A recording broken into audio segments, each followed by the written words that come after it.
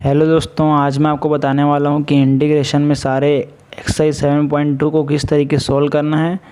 और मैं आपको फॉर्मूला प्रूफ भी सिखाऊंगा। इसमें कुछ फॉर्मूले हैं जो आपको याद रखने होंगे क्योंकि वो हमेशा यूज़ होने वाले हैं इस एक्सरसाइज में। तो आज हम क्लास 12th का इंटीग्रेशन देख रहे हैं, एक्सरसाइज 7.2 एनसीईआरटी सॉल्यूशन। तो पूरा 1 से जहाँ तक हमारा सॉल्व हो पाएगा इस वीडियो में वहाँ तक सॉल्व करेंगे, फिर मैं आपके नेक्स्ट वीडियो में बना दूँगा। तो चलिए वीडियो को स्टार्ट करते हैं। पहले ये जान लेते हैं कि आपको इसमें सब्स्टिट्यूशन मेथड में करना कैसे सॉल्व। तो पहले मान लेते हैं क्वेश्चन आपके पास i इज़ इक्वल टू एक फंक्शन है। ये समझने के लिए फिर आपको क्वेश्चन से और अच्छे से समझ आएगा। तो पहले आप इससे समझ लीजिए, उसके क्वेश्चन से आपको और अच्छे से क्लियरिटी हो जाएगा किस तरीके से को सॉल्व करना है। एफ डैश एक्स मतलब जिसका डिफ्रेंशिएशन हो चुका है। डैश का मतलब ये होता है ना डिफ्रेंशिएट, जिसमें डिफ्रेंशिएशन जिसका हो चुका है उसमें एफ डैश एक्स लगता है। जिसको डिफ्रेंशिएशन आ गया है, सॉल्व कर चुके हैं, उनके लिए बहुत इजी हो जाएगा इंटीग्रेशन। तो ये इसमें आपको हमको सॉल्व करना है। तो इसमें आप देखिए, इसमें सब्स्टिट्यूशन मेथड का मतलब ये होता है कि इसमें हमको वैल्यू को सब्स्टिट्यूट करना है, मतलब वैल्यू को पुटिंग करना है। तो क्या ऐसा वैल्यू लें जिसमें हम पुट कर सकें और सॉल्व कर सकें। तो इसमें थोड़ा सा डिफ्रेंशिएशन का भी यूज़ है। जैसे एफ डैश एक्स कब आएगा, जब मैं टी को एफ एक्स को टी मान लूँगा। जब मैं एफ एक्स को टी मानूंगा तो क्या होगा, आप इसका डिफ्रेंशिएट करिए तो D T by D x is equal to ये हो जाएगा एफ डैश एक्स। तो देखिए, इसको सॉल्व करने के बाद मैं इसको टी माना जैसे, तो ये ऊपर वाला टर्म अपने आप आ गया। मेरे को कोई किसी को भी मैं अगर टी मानता हूँ तो क्वेश्चन में ऐसा टर्म जरूर ही अवेलेबल होना चाहिए जिसका वैल्यू हम निकाल सके डिफ्रेंशिएट करने के बाद। तो D T by D x is equal to F dash X हो गया। तो इसमें क्या कर सकता हूँ मैं, डी टी यहाँ से डी टी का वैल्यू निकाल लूँगा, F dash X D X. तो देखिए इसका ध्यान से, इसका वैल्यू यहाँ same to same as it is पड़ा हुआ है, सेम है ना। तो मैं उसकी जगह क्या पुट कर दूँगा, आई इज़ इक्वल टू ये हो जाएगा मेरा ऊपर में डी टी, क्योंकि इसका वैल्यू क्या है, इस पूरे का वैल्यू है डी टी है, डी टी पुट कर दूंगा। और नीचे आएगा टी, क्योंकि मैंने इसको टी माना था, एफ एक्स को यहाँ टी माना था मैंने, तो ये टी ले लिया और फिर हो गया। ठीक है, अब इसका इंटीग्रेट करेंगे तो क्या आएगा, 1/t क्या होता है इंटीग्रेशन, लॉग टी। ठीक है, plus C I is equal to, और यहाँ टी क्या माना था हमने, टी क्या था हमारा एफ एक्स। तो ये हमारा आंसर है। तो इस तरीके से सब्स्टिट्यूशन मेथड होता है। ये आपको क्वेश्चन के साथ और क्लियरिटी होगा। पहले हम फॉर्मूला पढ़ लेते हैं, फॉर्मूला वगैरह पढ़ लेते हैं। फॉर्मूला जब हम सॉल्व कर लेंगे, एक आपको फॉर्मूला सॉल्व करके दिखाऊंगा मैं, फिर बाकी आप खुद कर लेंगे। वैसे फॉर्मूला आपको याद ही करना है। चलिए फॉर्मूला देखते हैं। तो फॉर्मूला में आपको पहला फॉर्मूला जो है उसको मैं आपको प्रूफ करके दिखा देता हूँ, फिर आप सेम एज इट इज़ सारे फॉर्मूले प्रूफ करने हैं, आप कर लेंगे। लेकिन आपको याद रखना जरूरी है, एक चीज़ ध्यान रखिए आप, log 10x का फॉर्मूला होता है log ब्रैकेट में sec x plus C, integration 10x dx is equal to log bracket में sec x प्लस सी है ना। ये थोड़ा सा फैल गया है, कोई बात नहीं। फिर अब देखिए इसको हम प्रूफ करते हैं। तो आप पहले इसको i मान लेते हैं हम, let i is equal to माना 10x dx। ठीक है, जब इसको लेट कर लेते हैं आप, इसके बाद देखिए आप i को क्या लिख सकते हैं, sin x by cos x dx। जैसा कि आप जानते हैं ये जो मेथड हम कर रहे हैं आज, इंटीग्रेशन बाय सब्स्टिट्यूशन मेथड का मतलब होता है हमको कुछ ना कुछ पुटिंग करना पड़ेगा या कुछ ना कुछ वैल्यू लेना पड़ेगा। तो यहाँ हम पुट करते हैं, अगर मैं यहाँ t का वैल्यू cos x लेता हूँ तो साइन मेरा डिफरेंशिएट करने के बाद मेरा ऑटोमेटिक sin x आ जाएगा। भले माइनस में आएगा तो क्या होगा, माइनस को शिफ्ट कर लेंगे हम। तो इसको मैं t क्या मान सकता हूँ, यहाँ पास t लेने का एक ही तरीका है कि आपको प्रैक्टिस करना पड़ेगा। पहला तो आपको प्रैक्टिस से ही अनुभव होता है कि किसको t मानना है, क्योंकि मन में सॉल्यूशन फटाक से आना चाहिए।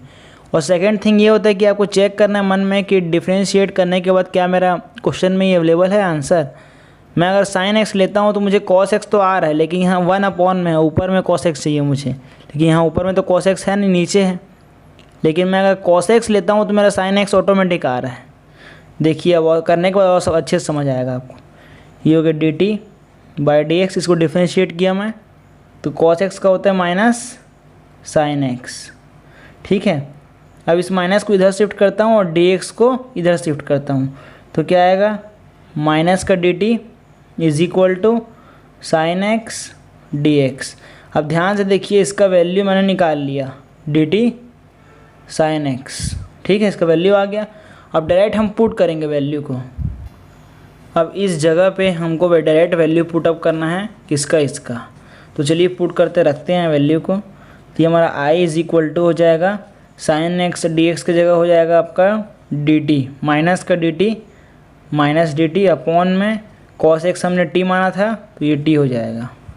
ठीक है, यहाँ तक समझ आ गया, नो डाउट।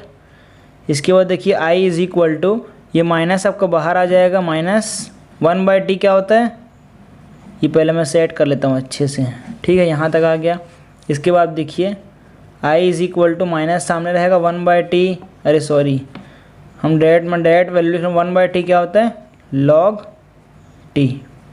ठीक है, प्लस c, ये इंटीग्रेट कर लिया हमने। इंटीग्रेट करने के बाद देखिए आप माइनस t के वैल्यू हमने क्या पुट किया था, cos x, तो आपको वहाँ बस cos x रख देना है प्लस c। तो हमने वैल्यू प्रूफ कर लिया। i का हमने क्या माना था, tan x dx। अभी तक आपने tan x का डिफ्रेंशिएट नहीं किया है, मैं आपको इसलिए अभी धीरे से समझा रहा हूँ क्योंकि आपका यहाँ से बेस क्लियर होगा। i का वैल्यू हमने यहाँ रख दिया, हमने i माना था ना ऊपर में, तो हमने वैल्यू रख दिया यहाँ पर। हमारा वैल्यू क्या आया था, log cos x plus c। यही हमने प्रूफ किया पहला फॉर्मूला।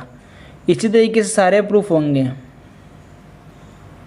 तो मैंने आपको क्या फॉर्मूला बताया, मैं आपका स्टार्टिंग में बेस क्लियर करना चाहता हूँ ताकि आप अच्छे से क्लियर हो जाएं किस तरीके से आपको सॉल्व करना है एक्सरसाइज को। तो पहला फॉर्मूला होता है आपका integration tan x dx is equal to minus log cos x plus c। और इसका एक और फॉर्मूला होता है, माइनस नहीं आएगा यहाँ प्लस आएगा, log ब्रैकेट में sec x प्लस c, इसका एक और फॉर्मूला होता है। ठीक है, ये सेकंड फॉर्मूला हो गया। इसी का दो फॉर्मूला है। अब सेकंड का फॉर्मूला देखिए, सेकंड फॉर्मूला जो है आपका यहाँ पास cot x dx का फॉर्मूला होता है log ब्रैकेट में sin x प्लस c। ये आपका सेकंड फॉर्मूला हो गया cot x का। इसी तरीके से थर्ड फॉर्मूला जो है आपका sec x। अभी तक ये सारे फॉर्मूले जो देख रहे हैं इसका एक भी फॉर्मूला हमने पढ़ा नहीं था पहले इंटीग्रेशन में, ये भी सेकंड एक्सरसाइज में इसका यूज़ है।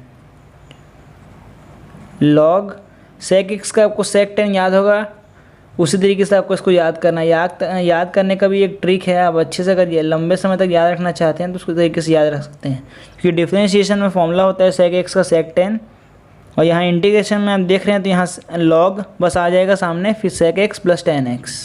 इस तरीके से आप याद रख सकते हैं। बाकी बहुत सारे वे होते हैं याद करने के। कोसेक का फॉर्मूला होता है log cosec x minus cot X plus C. ये चौथा फॉर्मूला हो गया आपके पास कोसेक का। इस चार फॉर्मूले का बहुत ही ज़्यादा यूज़ है इस एक्सरसाइज में, तो इसको आप अच्छे से रखिए। मैं आपको आखिरी में एग्जांपल्स भी करवाऊँगा, तो पूरा आप मेरे साथ लिखते चलिए। ठीक है, अब हम एक्सरसाइज की ओर बढ़ते हैं। एनसीईआरटी में आपके पास पहला क्वेश्चन जो दिया है 2x upon 1 plus x square, इसको हम लेट i मान लेते हैं पहले। i is equal to integration 2x by 1 plus x square dx, ये हमने पहले मान लिया। इसके बाद आपको क्या करना चाहिए, इसके बाद आपको देखना ये है कि हम t किसको माने। ज़रूरी नहीं है हर बार t डिनोमिनेटर वाले को ही मानना है, न्यूमरेटर का भी t कभी कभी मानना पड़ता है, और इसमें हमारा शायद यूज़ भी होगा एनसीईआरटी में। तो इसमें आपको क्या करना है, आपको चेक करना है आपके दिमाग में कि आपको किसको मानना है। ये कैसे पता चलेगा, ये आपको जैसे मैंने नीचे का मान लेते हैं t मान लिया, तो मैं इसका डिफ्रेंशिएट करूँगा तो क्या आएगा 2x आएगा, तो 2x ऊपर भी है नीचे भी है, इसका मतलब ये हो गया मैं t इसको मान सकता हूँ। तो आप पुट करिए यहाँ पास, putting T is equal to 1 plus x square मैंने मान लिया। फिर आपको इसको डिफरेंशिएट करना है, तो D t by d x is equal to 1 का क्या होता है 0 प्लस एक्स स्क्वायर का 2x। फिर यहाँ से हमारा डी टी का वैल्यू निकल जाएगा 2x dx। ये मैंने वैल्यू निकाल लिया जो कि ऊपर में भी अवेलेबल है हमारे पास यहाँ पास। इसकी जगह मैं इसको रख दूँगा। फिर आप देख सकते हैं आपको मानना है आई में पुट करना है, तो i इज़ इक्वल टू यहाँ 2x dx की जगह लिख दीजिए अब dt और नीचे आएगा t। फिर आपको सॉल्व करना है इसको आगे, और सॉल्व करने के लिए क्या करेंगे आप i is equal to 1/t alone dt। आपका आगे आ जाएगा log 1/t का क्या होता है log t प्लस c, और t का वैल्यू क्या था हमारे यहाँ पास, t का वैल्यू क्या माने थे हमने 1 plus x square plus c। तो ये आपका आंसर आ गया पहले क्वेश्चन का। तो आपने देखा किस तरीके से क्वेश्चन को टैकल करना है, किस तरीके से क्वेश्चन को सॉल्व करना है। इसको आप नोट भी करते जाइए साथ साथ। अब देखिए जैसे कि मैंने आपको बताया कि हमेशा नीचे ही नहीं लेते अपन, टी नहीं मानते, ऊपर भी मान सकते हैं। तो यहाँ सेकंड क्वेश्चन जो हमारा उसी तरीके का आ गया। तो पहले आपको लेट मानना है i is equal to integration log x upon x का dx। ठीक है, इस तरीके से। फिर आप यहाँ ये देखिए कि हमको x किसको मानना चाहिए। अगर मैं 1/x का मानता हूँ अगर t, तो ये तो डिफरेंशिएट के बाद हो जाएगा -1/x स्क्वायर। तो यहाँ तो कुछ अवेलेबल है नहीं उस तरीके का। तो मैं यहाँ log x को अगर मैं t मानता हूँ यहाँ पास, तो मेरा क्या आएगा 1/x। तो ये मेरे लिए सही रहेगा। तो मैं यहाँ क्या मानूँगा, t किसको मानूँगा यहाँ पास मैं, t मैंने मान लिया log x को। अगर मैं इसका डिफरेंशिएट करता हूँ तो dt by D x is equal to log x का होता है 1/x। यहाँ 1/x अवेलेबल है, बिल्कुल है। तो यहाँ से मेरा वैल्यू जो आता है dt का 1/x dx। अब मैं यहाँ 1/x dx की जगह वैल्यू पुटअप कर दूँगा। तो मैंने यहाँ वैल्यू पुट किया i is equal to log x की जगह मैं यहाँ t पुट किया हूँ, तो t का स्क्वायर हो जाएगा अपॉन 1/x dx की जगह dt वैल्यू है यहाँ पास।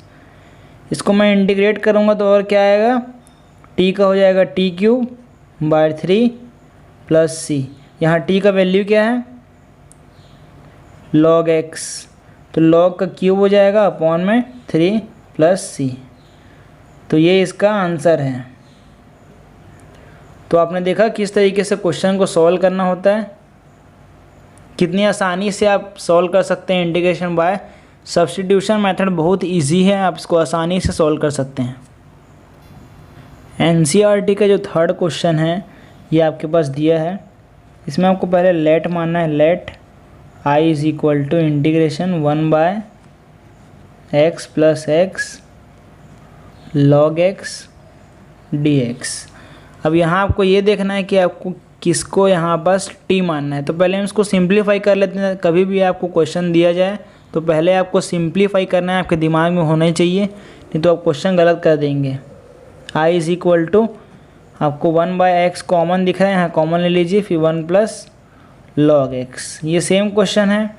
यहाँ अगर मैं 1/x को t मानता हूँ, इसका मैं डिफरेंशिएट करूँगा। डिफरेंशिएट करने के बाद मेरा -1/x स्क्वायर आएगा, जो कि गलत हो जाएगा, यहाँ वैल्यू अवेलेबल नहीं है। तो यहाँ मैं क्या करूँगा, log x 1 plus log x को अगर मैं t मानता हूँ, मेरे को प्रॉफिट है 1 का 0 हो जाएगा डिफरेंशिएट करने के बाद, और log x का हो जाएगा 1/x, जो कि यहाँ अवेलेबल है। अब देखिए एग्जाम्पल प्रैक्टिकली बताऊँगा आपको। 1 प्लस log x को मैंने पुट कर लिया, t मान लिया, ठीक है, एज्यूम कर लिया मैंने t मान लिया से। इसके बाद आपको डिफरेंशिएट करना है dt by dx is equal to 1 का हो जाता है 0, log x का 1/x। अब ध्यान से देखिए आपको dt का जो वैल्यू है, dt का वैल्यू आपको क्या आएगा 1/x dx, 1/x dx, जो कि यहाँ अवेलेबल है। ये वैल्यू है ना अवेलेबल यहाँ पास। तो इसकी जगह मैं क्या पुट कर दूँगा, और इसकी जगह तो t आएगा। तो देखिए अब मैं आपको वैल्यू दिखाता हूँ पुट करके। i is equal to simply आपको क्या करना है, i 1/x dx की जगह मैं क्या पुट करूँगा यहाँ बस dt, और अपॉन में 1 प्लस लॉग एक्स की जगह क्या पुट करूँगा, टी। ठीक है, अब इसका इंटीग्रेट करने पे आपको क्या आएगा, लॉग टी प्लस सी। अब यहाँ टी का वैल्यू क्या है, 1 प्लस लॉग एक्स, जो कि मैंने माना था। तो ये आपका आंसर हो गया। देखा आपने किस तरीके से क्वेश्चन को सॉल्व करना है। धीरे धीरे प्रैक्टिस में आ जाएगा आपके साथ, ये प्रैक्टिस में आपका ऑटोमेटिक सॉल्व हो जाएगा। तो इस तरीके से आपको सॉल्व करना है क्वेश्चंस को। चलिए चौथे क्वेश्चन की ओर बढ़ते हैं। मैंने यहाँ आपके क्लियरिटी के लिए मैंने यहाँ ब्रैकेट लगाया है। क्वेश्चन में आपके पास अवेलेबल है साइन एक्स मल्टीप्लाई में है, साइन एक्स मल्टीप्लाई ब्रैकेट में साइन इसके एंगल की ओर, मतलब यहाँ एक्स आता है, वहाँ पास कॉस एक्स दिया है। तो यहाँ सबसे बड़ी बात क्वेश्चन ये आता है कि आपको कैसे क्या टी मानना है। तो आई इज़ इक्वल टू पहले मान लेते हैं, आई इज़ इक्वल टू आप मानते हैं तो यहाँ पहले आपको सिंपल लिखना है साइन एक्स, फिर मल्टीप्लाई में साइन ब्रैकेट में कॉस एक्स डी एक्स दिया हुआ है, ये मैंने आई मान लिया।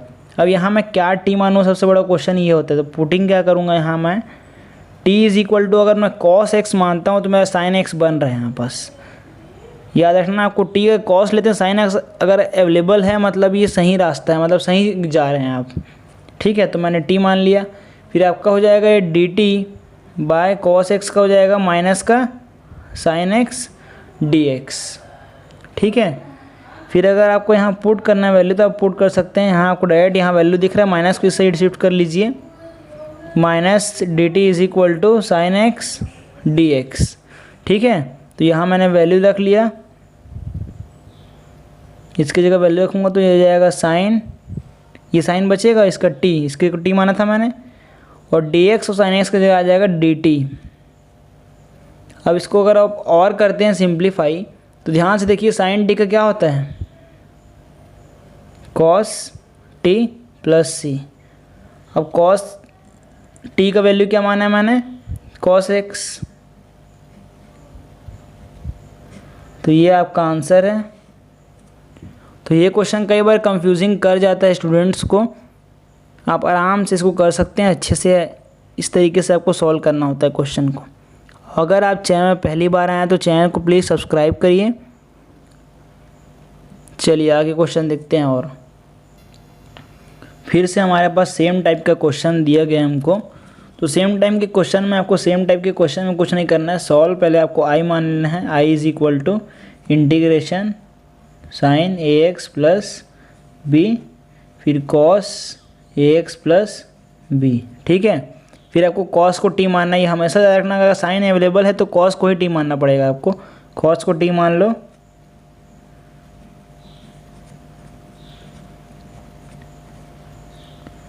इसका अब डिफ्रेंशिएट करेंगे तो क्या आएगा, d t by d x is equal to cos का होता है माइनस साइन ए एक्स प्लस बी।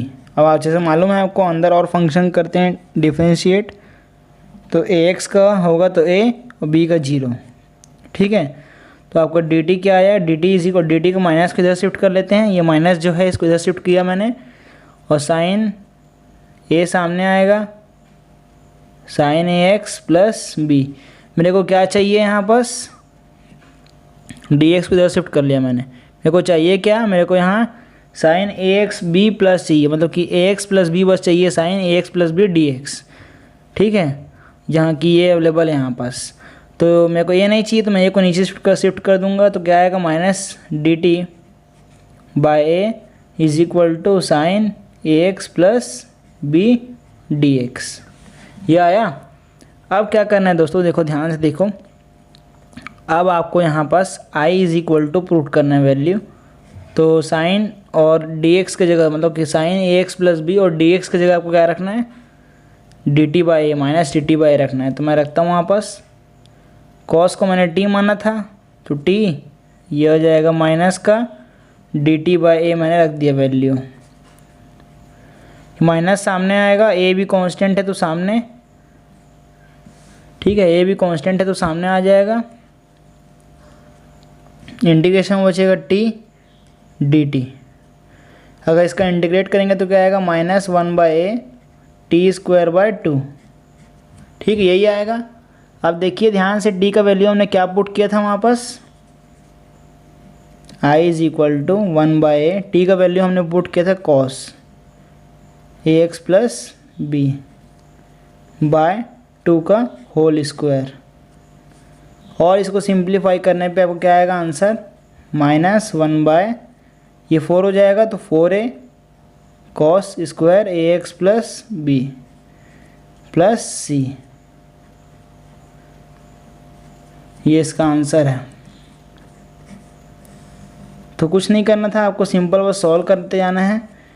ये सब्स्टिट्यूशन मेथड है, इसमें आपको सब्स्टिट्यूट करना पड़ता है वैल्यू को। चलिए नेक्स्ट क्वेश्चन देखते हैं, क्वेश्चन नंबर 6। इस क्वेश्चन को सॉल्व करने के लिए इसमें आपको डायरेक्ट दिख रहा है, इसमें आपको डायरेक्ट इसको आप इंटीग्रेट नहीं कर सकते, कर सकते हैं लेकिन हम अगर इस मेथड का यूज़ करें तो और अच्छी बात है कि आप ax b के पावर में 1/2 करके कर सकते हैं, लेकिन आप उसका यूज़, चलिए उसी का यूज़ कर लेते हैं। सॉल्व किया मैंने, पहले आपको i मान लेना है, i is equal to ax plus b की पावर 1/2। ठीक है, पहले चेक करते हैं इसका आंसर आता है कि नहीं। इस तरीके से मैं आपको जो टेक्निक बता रहा हूँ आसानी वाला, i इज़ इक्वल टू 1/2 है तो यहाँ आपको सिंपल इंटीग्रेशन लगा देना है, ax प्लस बी 1/2 प्लस 1, नीचे में 1/2 प्लस 1। लेकिन आपको एक चीज़ याद होगा फॉर्मूला में कि अगर a सामने रहता है, अगर कोफिशिएंट x के सामने अगर कोई भी कोफिशिएंट रहता है इंटीग्रेशन में तो नीचे आता है वो, तो आपको नीचे 1/a लगाना पड़ेगा।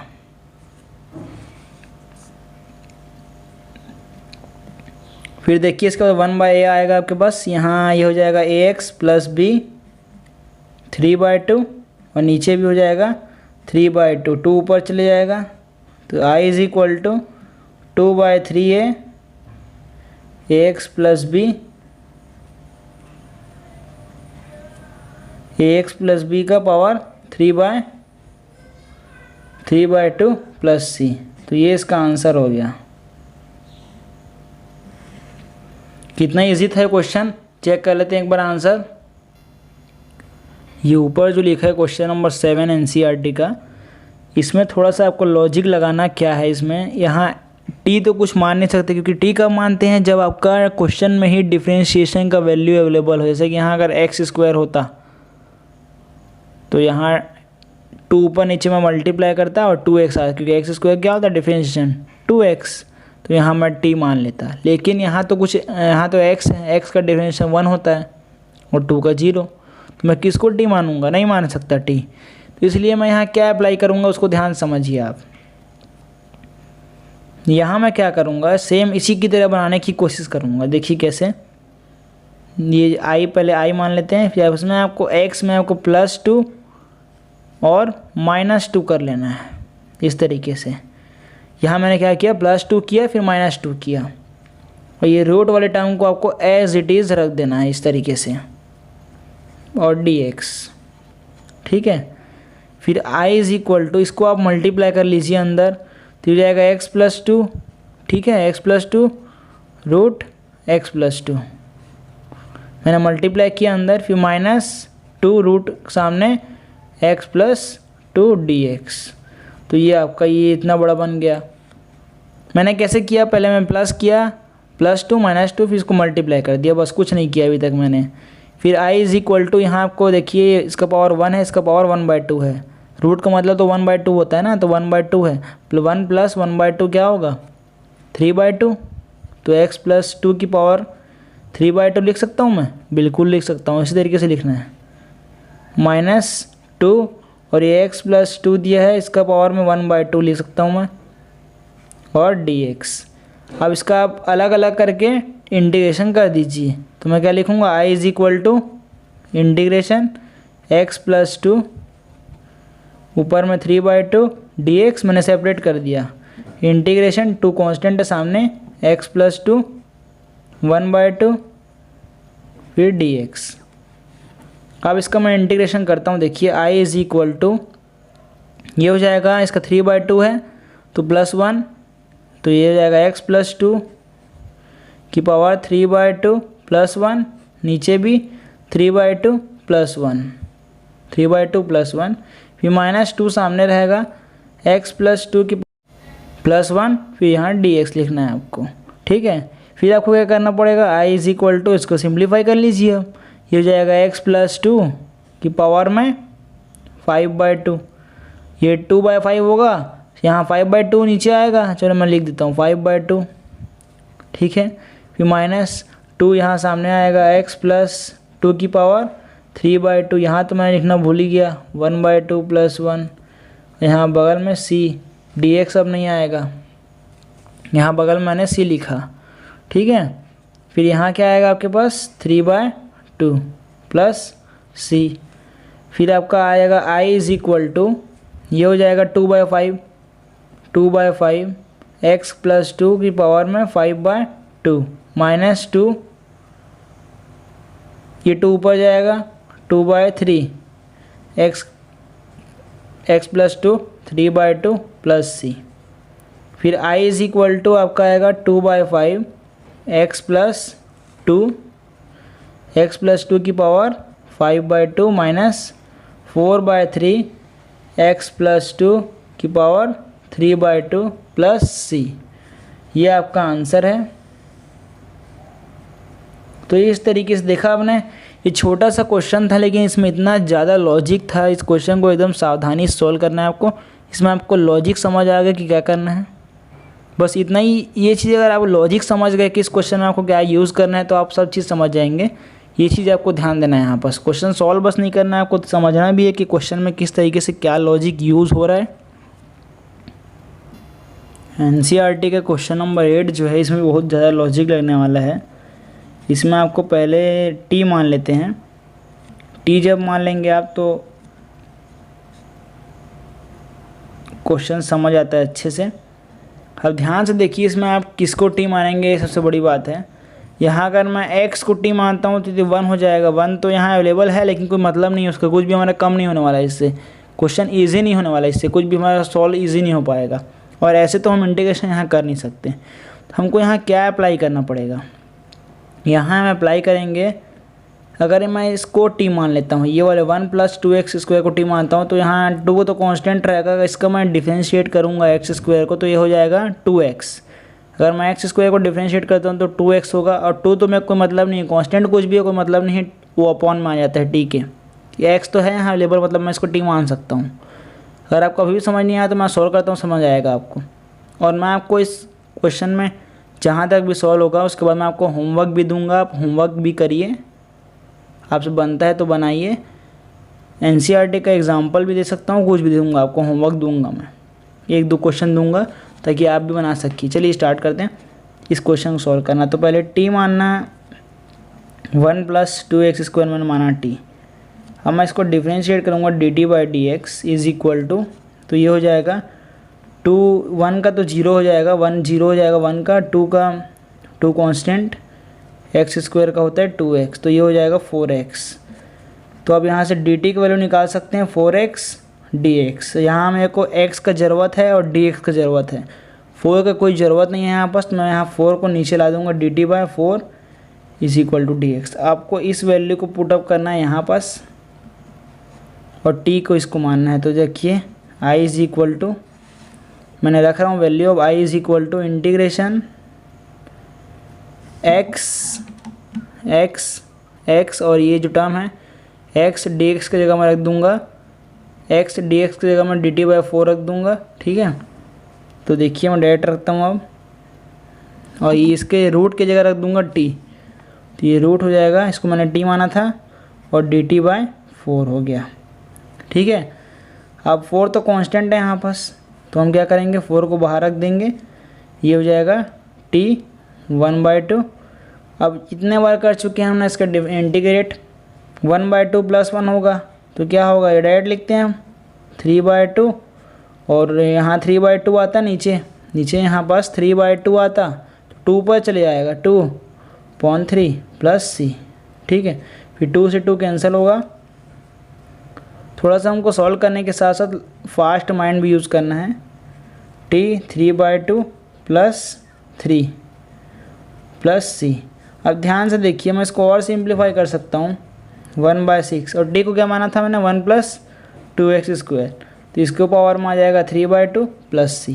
तो ये इसका आंसर है। तो देखा आपने किस तरीके से हमने सॉल्व किया। चलिए अब क्वेश्चन नंबर 9 देखते हैं और अच्छे समझ आएगा आपको।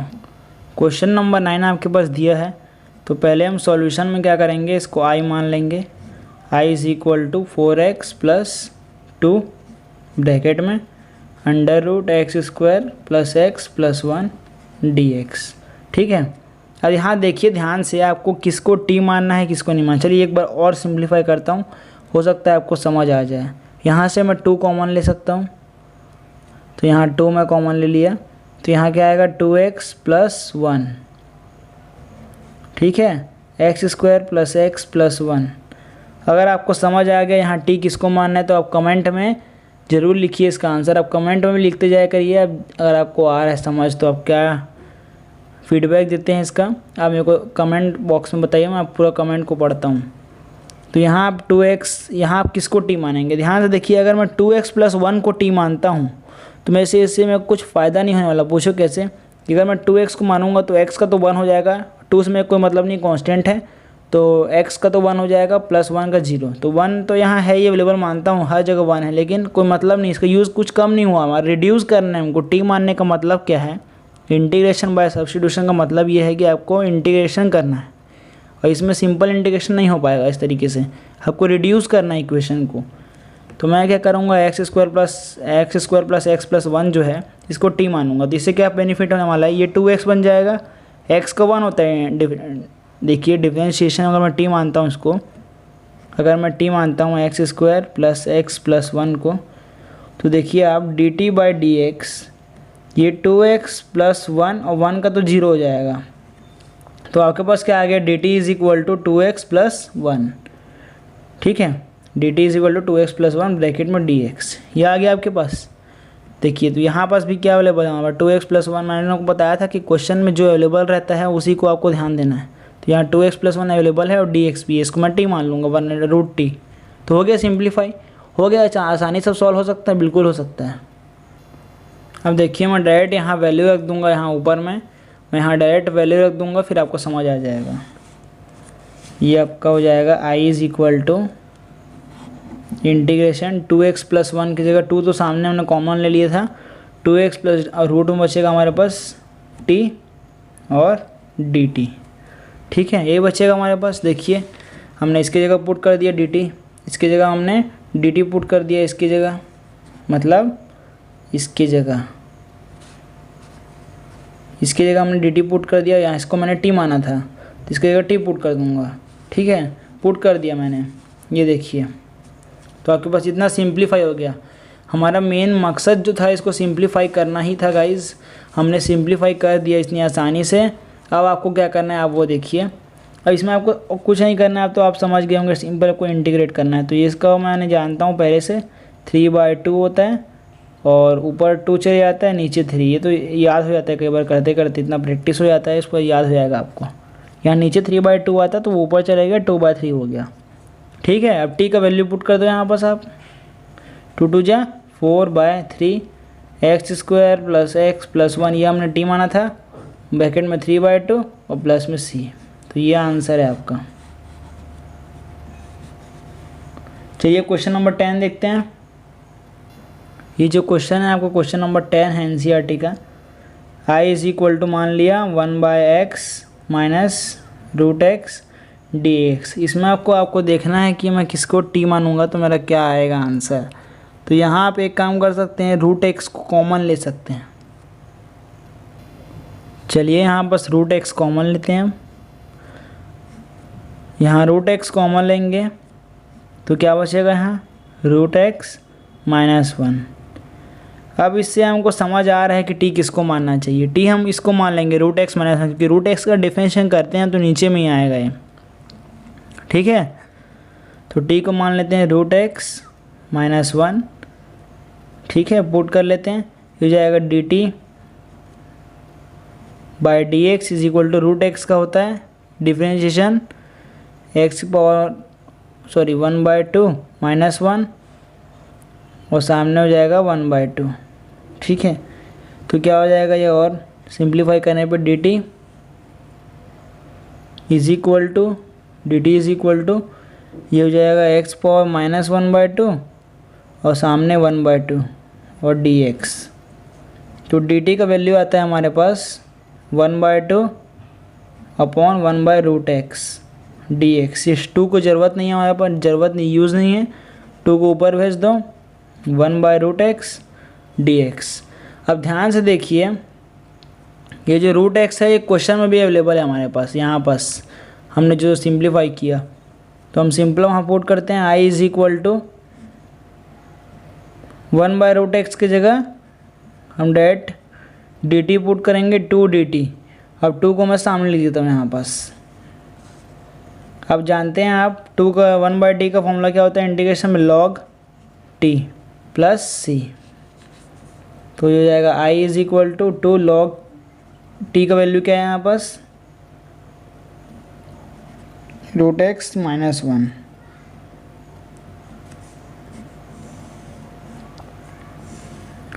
ये इसका आंसर हो गया क्वेश्चन नंबर 10 का।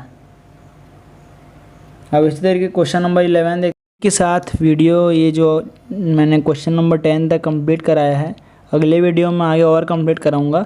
तो आज की वीडियो एंड करने से पहले मैं आपको एक होमवर्क देना चाहता हूँ। आप होमवर्क लिखिए, मैं आपको NCERT का ही दूंगा होमवर्क, लेकिन आप उसको करके आइए। अगर आपको नहीं बनता है तो कमेंट में करिए, नहीं बनता कर देंगे, मैं आपको बना के दे दूँगा, ठीक है। तो एक होमवर्क लिखिए आप, आपके लिए होमवर्क है। आपको एक होमवर्क दे रहा हूँ, उसको आपको करके ही आना है होमवर्क को, ठीक है। तो आप होमवर्क लिखिए, होमवर्क लिखिए sin x by sin x plus a। ये आपका होमवर्क है। इसका आंसर भी बता देता हूँ मैं आपको, आंसर क्या लाना है इसमें आपको आंसर लाना है x cos a plus a cos a minus sin a, फिर ब्रैकेट में आपका आएगा log, नीचे लिख देता हूँ मैं, log sin x plus a plus c1। ये इतना बड़ा आंसर है। आंसर देख के नहीं घबराना है आपको, आप आराम से कर लेंगे सॉल्व। और अगर आप चैनल में पहली बार आए हैं तो चैनल को प्लीज़ सब्सक्राइब करिए। मैं आपको अगले क्वेश्चन सारे कंप्लीट करने की कोशिश करूँगा अगले वीडियो में। चलिए इसी तरह वीडियो को एंड करते हैं। जय हिंद, जय भारत, वंदे मातरम।